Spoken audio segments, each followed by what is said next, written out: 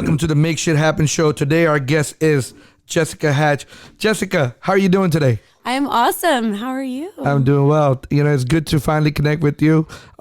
Mutual friend of ours connected us. Yes. Cruz Gage. Cruz, yeah. Yes. Cruz was my guest over here. He had a great show. I know. He sure did. Like, he was just really living it up over here. It looks like he had a better time than you. It was like, he's, Cruz is, he has a great personality. So he does. And his accent, isn't that fun? I love his accent. You look at him, you're like, where are you from? It's like, it's confusing for a minute, you know? It is. The first time I met him, I was like, what kind of accent is that? I know. And there's not, like, I think he might be the only South African looking Middle Eastern man I know in Houston. You know what I mean? He like has like kind of a combination of looks. And he's good looking, so it's working for him, right? Yeah, that always is a plus, right? So Jessica, tell me a little bit about you. First of all, how did you meet Cruz? Yeah, so Cruz and I actually met through Altus. Okay. So I've gone to the Altus Foundation gala event 5 years now. Okay. So he was hosting it for the last 4. This is probably the first year that he wasn't. Did you go to this last one? Mm-hmm. How was it? I did. Did you hear Flo Rida? Yeah, I know. That was crazy, right? Well, I didn't go. I didn't get a chance to go. I had some other engagements. Really? Yeah. Did he sing the Apple Bottom Jeans? He did. Yeah. It was. I mean, perfect for Houston, right? Yeah. The crowd, and. I mean, anytime you bring like a rapper into Houston, everybody gets excited 'cause we have so many that started here. You know the song, right? Them apple bottom jeans, boots with the fur. Yeah. That was a song that all of us girls loved. Yeah. That's good. You know what? That brings some memories, that song. Oh yeah? What kind of even memories? though I don't have, good memories. Great memories. How about that? Yeah. Even though I don't have a singing voice, but I can sing that song. Mm-hmm. Matter of fact, you know what? We had a Christmas party on Sunday, and I was doing a lot of singing. Really? Oh yeah. Was it? I mean, do you actually sound good? No. Okay. I sound terrible. I just have a talking voice, not a singing voice for sure. Yeah. So you met Cruz through Altus. I mean, I did, yeah. So I think I met him at maybe one of the first galas because him being like the host, like which he did a fabulous job. He's not currently doing it, and then just out and about, like he's a mover and a shaker, and we had met a few times just for business purposes as well because he did a lot of their business development for the Altus like hospital system. So we met, just to do business together and make other introductions. And you're in healthcare, right? Yes, I am. And I read about you. I kind of did my research on you. Good for you. That you've been in healthcare since 2009. Yeah, that's right. Actually, October of this year was a full 10 years. Wow. Yeah. A whole decade. I know. That's great. Isn't that something? Yes. Just flew by. Tell me and our listeners something about you. Yeah, so as it relates to healthcare or? No, 2009. Yes, it's 2009. So crazy enough, I moved out to LA, not to pursue healthcare. Obviously, that would be backwards, right? Going from Houston to LA for healthcare, this is where it's at. But no, I moved out there, chasing some dreams with the acting bug and some things that had kind of happened for me in Houston and just made me want to make the move.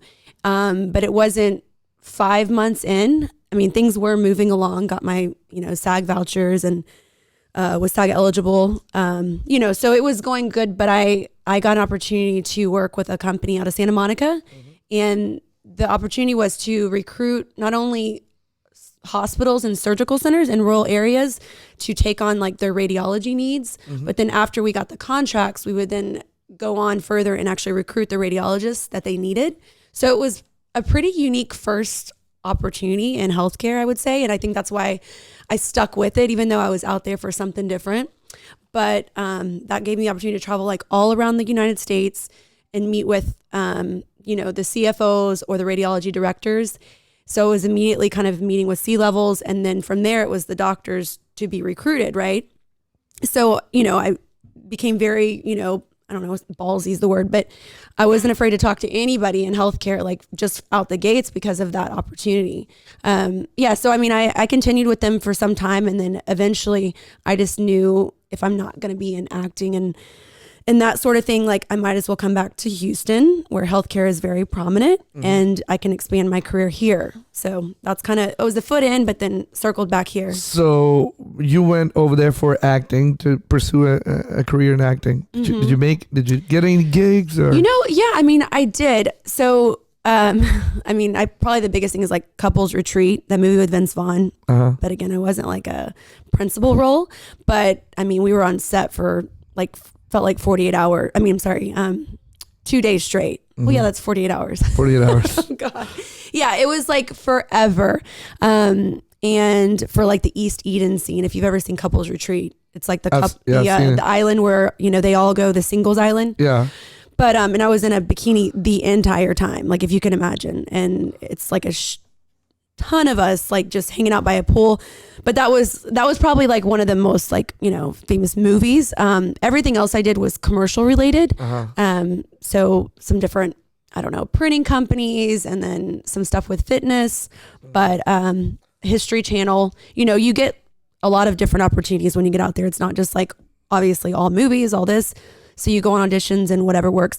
But I would say, and this is all honesty, when I moved to LA, it's always like, okay, you might not be the most beautiful, the best actress or whatever it is, but like, I feel like if it's supposed to happen, like God will open the door that no man can. And that's truly when I left, I was 26, a little bit typically older than when you move out there to chase, that dream.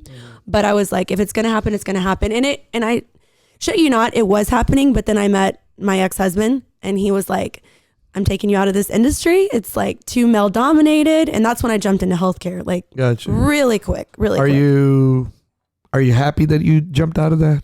Well, now that I where I'm at and I've got, my Hatching for Health show, it's kind of like I'm creating my own reality. Right. And just, for the most part, not producing it. I've got people doing that, but at least I'm able to, do something I'm passionate about, which is, related to television, but also have the aspect of helping. So I don't like look back and regret, what happened. I'm still young and there's still like, so much that I can do, in that world.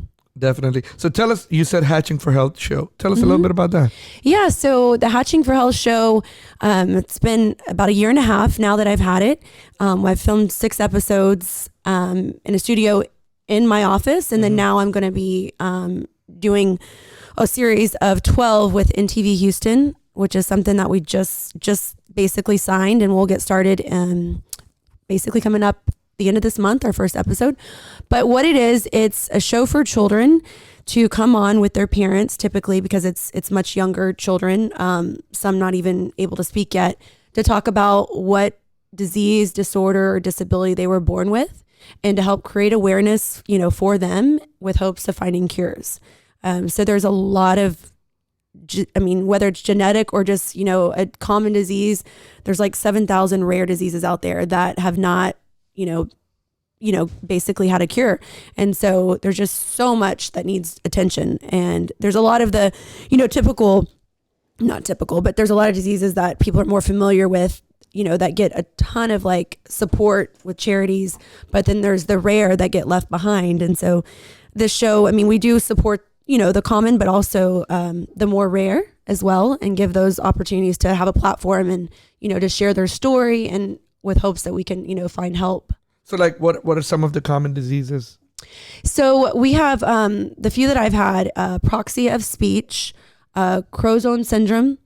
I've had a child with riboflavin deficiency disease, Ehlers-Danlos. So you probably have maybe heard of like one of those, right? Well, two of them. Okay, yeah. And then I have one little girl that there's like no diagnosis yet, and she's I think she's 10 years old now, and she's got a twin sister, and the twin sister was born perfectly healthy, but she, is not. So she has not even received a diagnosis yet. So we just kind of brought her on, talked with various specialists. So usually what I'll do is we'll have the child and the parent, but then after we've gone through kind of their story, I'll bring on a doctor that specializes in that particular field. So if it's like neurological, then I'll have a neurosurgeon. If it's the one like the Ehlers-Danlos, I brought on a someone that is more familiar with like cystic fibrosis, like a rheumatologist, So I usually just, through my relationships in healthcare, I give them a call, let them know, and they can do a little bit of their own research. But a lot of times they're seeing patients that have these, just maybe not children, but they know the depth of like, what this disease relates to and how they can, give a little bit of encouragement and advice. So, look like you're doing all kind of angles, and it must have taken a lot to build these relationships with these doctors and specialists, because from a chromosome disease to getting a what is it called, rheumatologist, right? Yeah. So it's a whole bunch. You're like all over the place. Yeah. So how long did it take for you to build these relationships with these doctors? Yeah, that's a great question. So, if you look back 10 years ago, it was California related. Those particular doctors, I don't, really have any dealings with. They were predominantly radiologists, but I would say probably the last 6, maybe 7 years, the same doctors that I knew then, I know today. And I've built strong rapport with them. They respect me as a business person, and, whatever business we've done together, it's been successful. And so when I come to them and say, hey, look, I need you to help me now. Like I've, serviced you for, MRIs, getting you credentialed at the surgical center, supporting, what you need, but can you help me with this show? I just need like an hour of your time. If you can come on and talk to this family, about your experience with this, maybe not directly, but indirectly. And so they'll just do a little bit of research, and they're more than happy and willing to come on and talk. Even with the show being, not at a huge level yet, they, it's not like it's, hey, you're going to get all this exposure. It's like, hey, it will be recorded. You can utilize it on your website or whatever platform you have. But most importantly, it's just like, we are helping these children. And so they're always willing to be a part of it. It's very, very fortunate. And I was surprised. So a lot of them are receptive to it. Yeah. And you're talking that surprises me. Neurosurgeons to, the family practice doctors. Every episode has had a doctor. Like, so the 6 I've done, they've all had a specialist on. And so we'll go on. I'll tell you about something in a little bit. No, that's perfect. So, but I know that you started in 2010, you were working as a assist med. You were doing home health care, right? And then in 2011, you were director of marketing for, a surgery center. Tell us a little bit about the early career before you started your show and how you built relationships with these doctors and neurosurgeons and stuff. If you don't mind, I would like to know a little bit about that. Yeah. So when I left California, come back to Houston, I slowly that relationship continued on, like with the radiologist that needed to be recruited. So it was probably a good, 4 or 5 months before we completely split ties. But I will say, in a way, I took a little bit of a step backwards when I came back to Houston, because home healthcare is great, right? Unless you own the home healthcare company, though, you're not going to, be at where I'm at today. So I worked for a great organization, Assist Med, a Nigerian couple that were extremely knowledgeable, and I learned so much from them. But with what I was doing, I was calling on specifically internal medicine, family practice, assisted livings, nursing care, because it's a population that's Medicare, generated. So you're talking about 65 years or older. And so I wasn't going to this, the surgeons or the subspecialists that had, different types of degrees. So the point is it was good for marketing. Like I grew in my, marketing capabilities, but until I took on that director role with the surgical center, I didn't really, spread my wings and I kind of create some of those really strong relationships that have got me now to where I'm at, So your job was basically business development.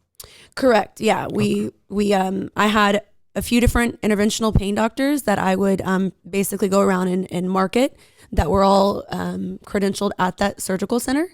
And then next to that, we had a imaging arm. So I would also market for MRIs and stuff as well. Where did you go after that?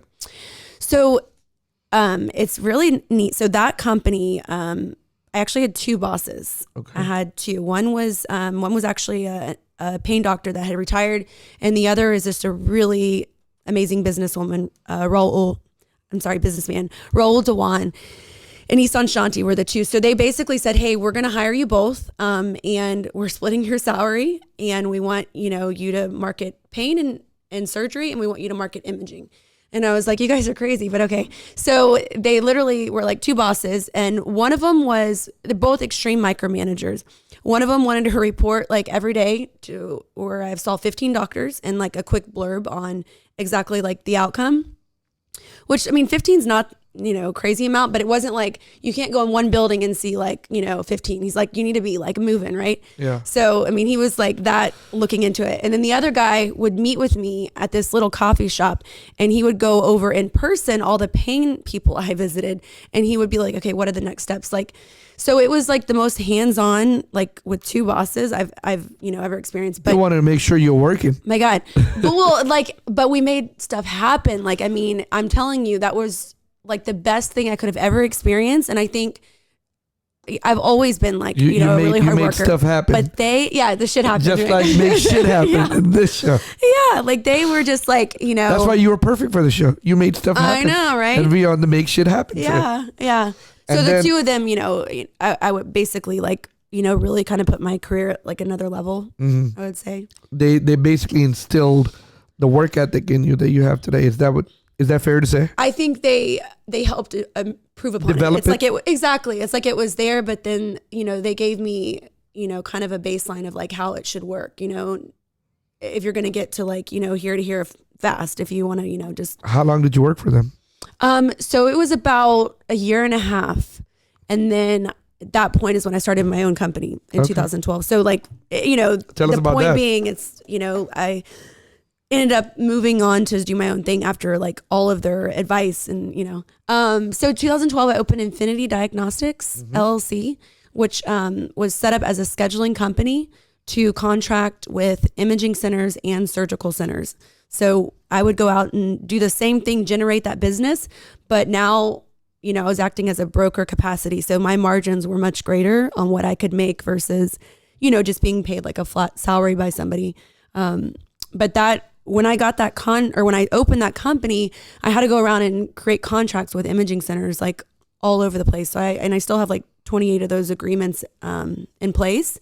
So yeah, so I did that for I don't know, like I guess maybe 2 years until I don't know what you have on the sheet over there, but I did that for a while, and then all of a sudden I had this gentleman. He was running this company, but taking on a position as a CFO of a hospital chain. And he came to me and was like, look, he's like, I'm getting offered the CFO role here.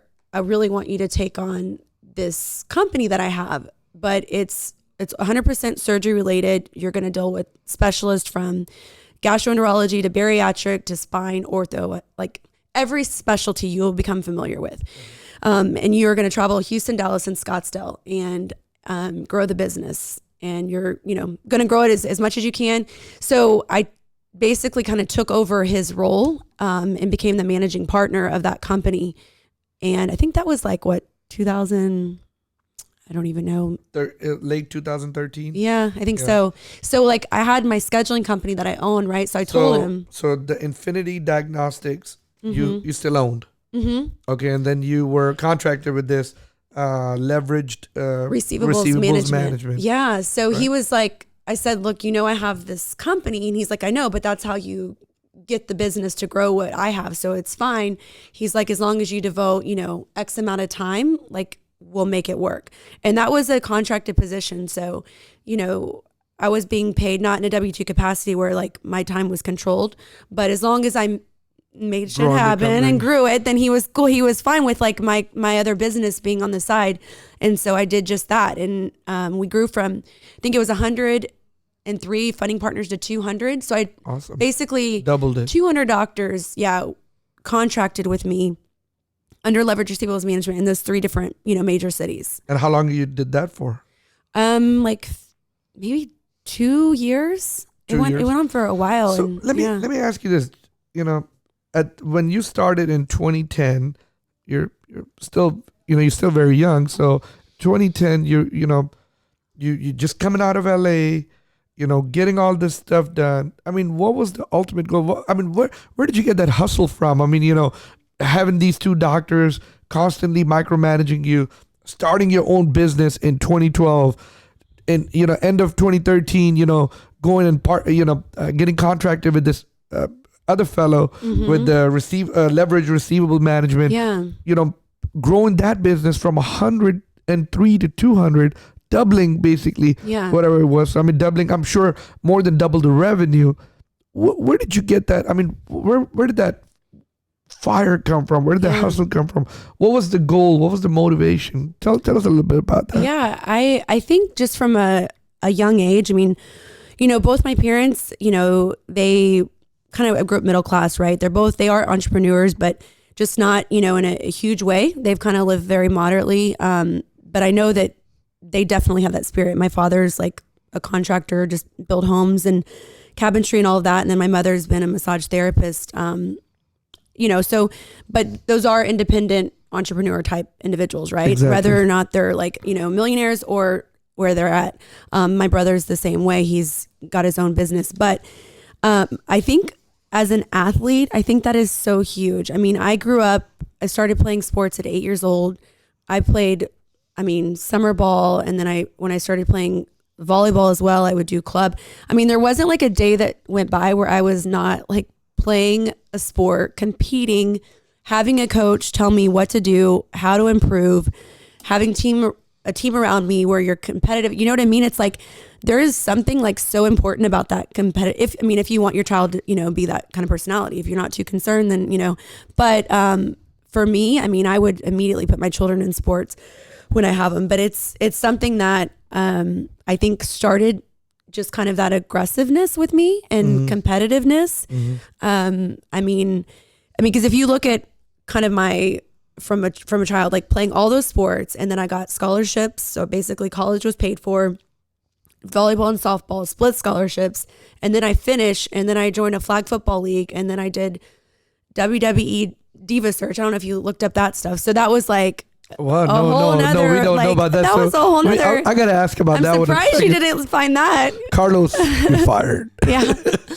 I mean, so it was just constantly like, you know, wanting to compete, right? And then when you take away all those like legitimate competitions from like, you know, sports to bikini stuff to fitness modeling, all that, then you're like, okay, what do I do? Like, and I was like, okay, I have to just compete in business. I want to be the best of the best. Like I want to be, you know, the most successful woman in healthcare in Houston, but I also want to help a shit ton of people around me and then do a foundation, you know, like it's not, there's no greedy side to me, period. You know, maybe when it comes to like borrowing clothes with friends, because I'm particular, everything else, like I'm so like, you know, you don't want no one to borrow your clothes. Someone calls me, they need something, like if I can help them, I'm going to help them, and not always to expect to get anything back. Right. Like sometimes it's like, don't even worry about paying me back. Like if you have to, you know, loan somebody that, you know, needs it, it just kind of write it off. I got your phone number. I'll make sure I'm yeah, it's like, it's but yeah, so the answer to your question is just the sports, I think, was really. You think so you telling me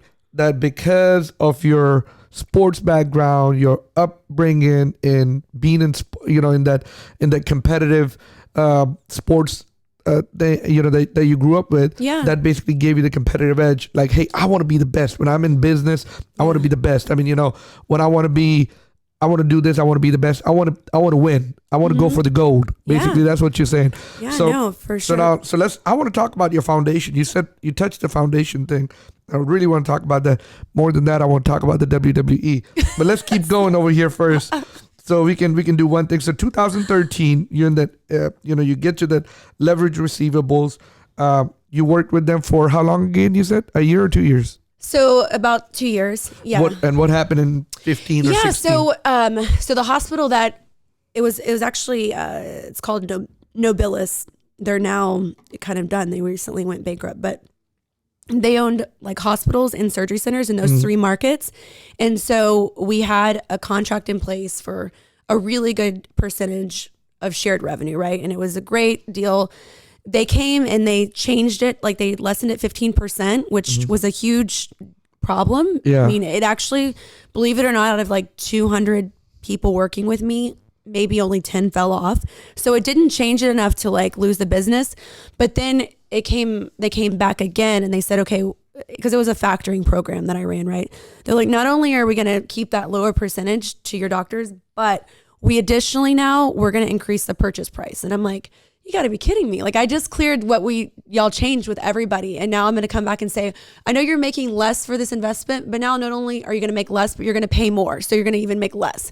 And it was just like, so it was just two of us that ran the company, myself and Maruk, who was operations, or like more like the accounting.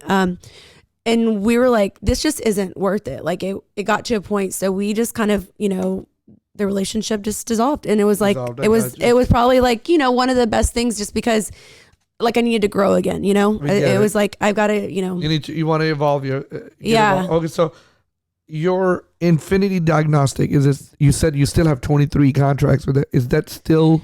Yeah. So I still keep those contracts, but so the tail end of that leverage receivables relationship, I decided I want to open up my own MRI facility and, have it combined with a sleep lab, a pain suite for injections. And so I literally just started looking for, property. I got at the time my boyfriend was a general contractor, an architect. And so he's like, look, I'll do the build out for you. Let's just find the space. Like, he's like, I don't know why you're sending business to all these people when you can just have your own. And I'm like, well, I'll still need to send it because I'll only be able to cover a certain mile radius, and my contracts extend to the Woodlands and Katy. But you're right. I need to do this. Like I need, to create something that's actual tangible brick and mortar. So I did. I found a location. It's right like River Oaks Greenway Plaza. It's called Infinity Diagnostic Center. It took about a year to get open, and we've been open for 2 years now. And we do MRIs, pain injections. We have X-ray, and then we have a 2-room sleep lab on the second floor, combined with a med spa. So that's what you have today. I have Infinity Centers United. Mm-hmm. And well, Infinity Centers United is my umbrella company, but the diagnostics facility is Infinity Diagnostic Center. Okay. Mm-hmm. And you have, where is it at? It's on Edlow and 59, right by Lakewood Church. Okay. Yeah. And that's the one that your is it boyfriend, ex-boyfriend? He built it out. He built it out. Yeah. So perfect. Which was just like, a unique situation, because obviously it was like work around the clock because it's mine. I need it now. Yeah. Yeah. But other than that, it worked out. I think he kind of pushed to do that. Whereas in the past, like there was no one that kind of put that bug in me, Yeah. And now I'm working on a second location in Beaumont, way out there on the outskirts. But again, there's definitely a need, and it'll make sense. Why that far? There's a relationship I have with a doctor out there, and he's just kind of been pushing me to expand out there. Mm-hmm. He's got a large space has a ton of, unrented space within it. And so we've kind of done all the, the homework with the Entergy company and stuff. So it's definitely a doable thing. So we're just waiting on some information from different contractors. So let's talk about your, early life. You grew up in Houston? I did, yeah. Yeah. So you went to high school here. What high school you went to? No, I actually went to Katy High School. Oh, okay. So I moved, I jumped around a lot when my Katy parents... Tigers? Yeah, Katy Tigers. Okay. Yeah. So my parents divorced when I was 8. Uh-huh. And so basically the moment that happened, I was all over the place. I think I went to a different school every single year until I moved to Katy. Like from like 2 different elementaries to 2 different junior highs, to 2 different... Well, junior high is middle school. But then when I finally got to high school, it was like all the way through, which was Katy High School. Okay. But my mom, we lived with my mom, and she would just like up and move like over and over again. We were part of this, I don't even know if it's still around. It's called Home Tender Program. And you would live in like these like nice homes and make it look pretty and keep it like perfect. People would come and see it like literally every day. Mm-hmm. But then the moment it sold, you had to move. You got to move, yeah. We were in a house for 3 weeks one time, and I was like, Mom, this is like, we were young and like mobile, but it was just like, we can't keep doing this. So, but it would move us to like different school districts, like different neighborhoods. Like I had so many like friends that I knew for like a minute, and then it's like, all right, I'm over here now, I'm over here. Someone told me about that. There was this lady that used to work for me, and she invited us to the house one time. Yeah. I'm like, how can you afford a place like this? This is amazing. It was a place in Champion Forest area. Yeah. It was like 7,500 square feet. And I'm asking this lady, I'm like, I know you make about 40,000. I'm like, how can you afford a place like that? And she told me about this program, and I'm like, no way. She ended up living in that house because that house would not sell. for like 9 months. Oh my And goodness. I think that was that's really not normal. Yeah. I think she was running everybody out of that house. She was doing something. Right. She was, she would like. But it was an amazing house. It was like. So she was, basically doing something like that. I don't know what It's like she was doing. They're like staged homes, but with people living in them to make it like even that more real for like the buyer, I guess. Exactly. I don't know if they still exist or not exist, but yeah, it was. I mean, for her, it was pretty good. I think she paid a small rent. I think that's what you do, right? You pay a small rent or small amount. Something like for like property taxes and maintenance and stuff like that. Yeah. So you did that, and then you said that you had a scholarship in volleyball and softball. Yeah. For Sam, and you went to Sam Houston. I went to Sam Houston at the end. I actually started off. So my best sport, and this is just an athlete and me telling you this, but my best sport was softball. Mm-hmm. I love volleyball, but for softball, I was good enough to go to like D1 schools, right? I had an offer to go to play at the Tennessee Volunteers, which, is like a UT of Tennessee, right? Right. And I got recruited at a tournament, 4th of July weekend called the Firecracker. And the coach recruited me. And that's basically, I performed so well that weekend that it was like, I want you to come. It was a scholarship based on performance. So the first year was paid for. And then based on how I played, it would continue on, right? So as long as I did well, it would have been 4 years at Tennessee being a volunteer or whatever. Or that's the name of the mascot. So, but I did not go there for the reason of moving from home, and like, I'm just really close with family. So I was like, I don't know that I can do that. And then kind of the, I get a little bit of the unknown, like what if like something happens or I don't, so I ended up going to a junior college, and I tell you the story because I'm very proud, and I knew I could have played at a D1, but I took like, and went to a JUCO. But the good thing about that was it was Galveston Junior College, so it was close to home, like 45 minutes from mom and dad. And I also got to play volleyball on I got a split scholarship, so it was 100% paid for, and got to play sports year round, right? Because they're 2 different seasons. Yeah. So I just played. I come up on the end where I get my associates, and it's now, okay, where am I going to go? I would like to go to a Texas school. And I ended up, the girl that was playing volleyball with me was recruited from Cal Baptist University. And so she was like, it'd be great if you could go there. And I was like, well, give me the coach's number. So I call them, they fly me out. I try out for volleyball and softball. I make both. So then they offer me a split scholarship. So I literally go from Galveston to California, even though I didn't want to go far, right? Riverside, California Baptist University. And I play there on scholarship, and I'm offered the full 2 years, but I like got sad. And so I was like, I need to go home. Like, I miss my mom, I miss my dad. Like, it's so crazy. Like I get so sensitive when you're, I guess maybe because you're just like, it's like school, sports. And then like you all of a sudden are like, where's family, anyways. So I went home, and I looked up like the coach from Tennessee. It turned out he was at Sam Houston at this point.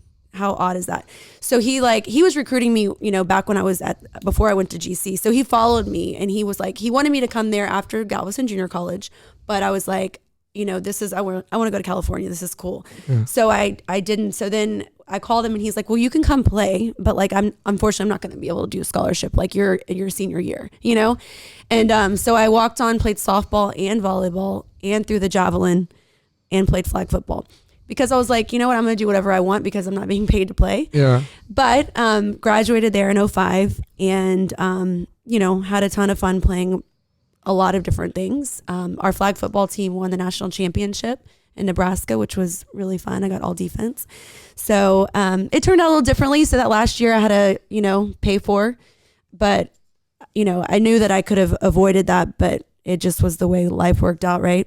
So it's like, if you notice the trend, I'm like, why don't I just stick with like one thing? It's like, move around to all these schools, all these houses, all these colleges. It's like, you wonder why I do so much shit, because I get bored so easily. Oh my gosh. Like, that's why like it's hard to find a man that I don't get bored with. That's another podcast we're going to talk about. Right? Thank you for tuning in. This was part 1 of the interview with Jessica Hatch. Part 2 will be available on Friday at 1 p.m. See you then.